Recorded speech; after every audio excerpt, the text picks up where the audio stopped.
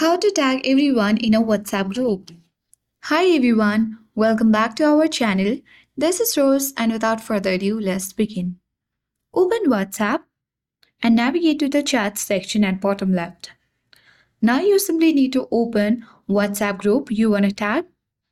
Now tap on the message box at bottom of your screen and you need to simply type tag all in the message. If this didn't work for you, you can easily type in add everyone. If this also didn't work for you, you can easily tap in add, and here you can easily see the members list. They are on your group. Now you can easily tag members individually by following the same method or step. And here you can easily type in a message and tap on the share icon next to the message box. So in this way, you can easily tag everyone in a WhatsApp group. I hope this guide was helpful. If it was, then do like, share, comment, and don't forget to subscribe.